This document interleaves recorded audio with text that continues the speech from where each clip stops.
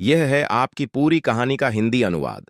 जब मराठों को पता चला कि औरंगजेब ने छत्रपति संभाजी महाराज को मारने से पहले 4 दिनों तक अत्याचार किया था, तो इस अमानवीय कृत्य ने मराठों के दिलों में आग लगा दी।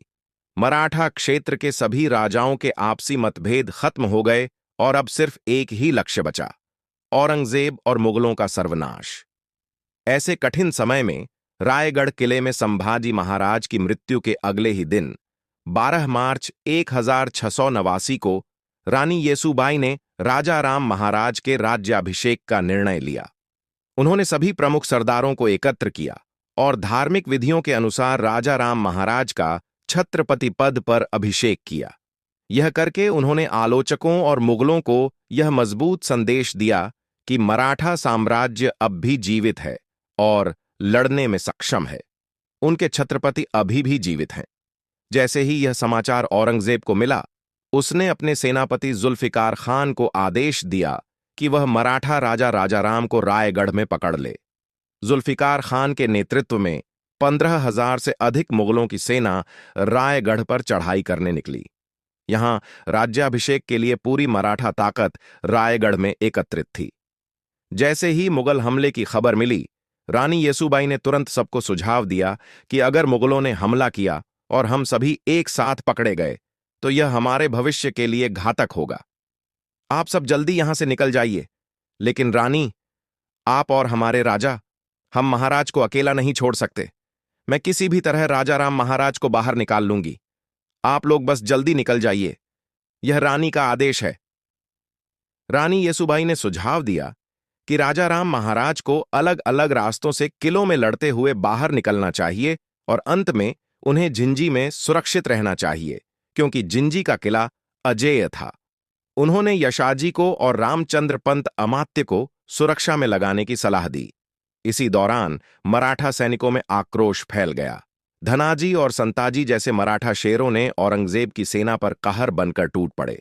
उस रात सिर्फ 2,000 मराठा योद्धाओं ने औरंगजेब की विशाल सेना पर गुरिल्ला युद्ध से हमला किया।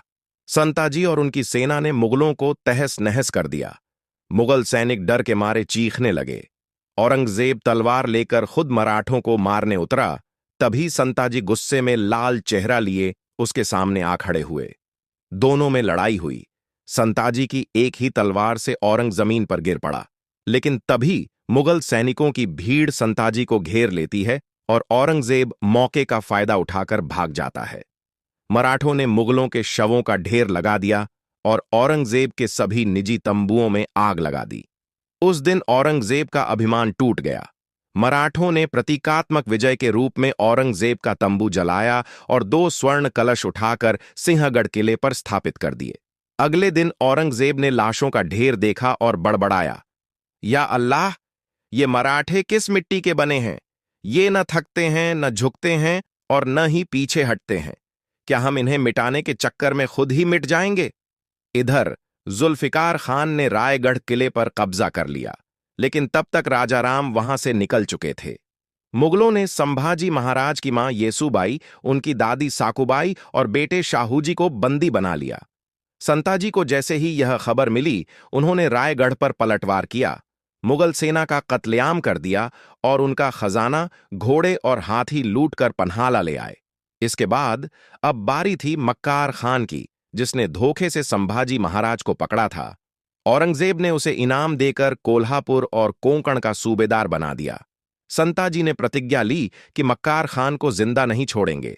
वहीं राजा राम महाराज रानी येसुबाई के आदेश अनुसार गिंजी की ओर निकल पड़े। औरंगजेब ने सभी रास्तों पर निगरानी बढ़ा दी और पुर्तगालियों से भी मदद ली, पर मराठा चालाकी से मुठभेड़ करते हुए नकली रास्तों से निकलते गए। अंततः एक स्थान पर अब्दुल्ला खान की सेना ने उन्हें घेर लिया। भयंकर युद्ध हुआ, लेकिन राजा राम महाराज की पहचान पक्की नहीं हो सकी। मराठों ने एक बार फिर चालाकी दिखाई और राजा राम महाराज वहां से निकलने में सफल रहे। वे भेष बदलकर व्यापारी, साधु, भिखारी बनकर 300 किलोमीटर तक बिना घोड़े के चले और बेंगलुरु पहुंचे। वहां फिर संकट आया, लेकिन खांडो बल्लाल की मदद से उन्होंने फिर पीछा छुड़ाया। अंततः 15 नवंबर 1689 को राजा राम महाराज जिंजी किले में सुरक्षित पहुंच गए।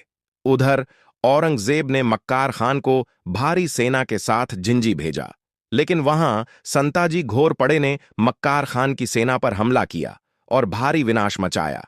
संताजी ने मक्कार खान से आमना सामना कर उसे बुरी तरह घायल कर दिया। मक्कार खान के जख्म इतने गंभीर थे कि वह तड़प तड़प कर मर गया।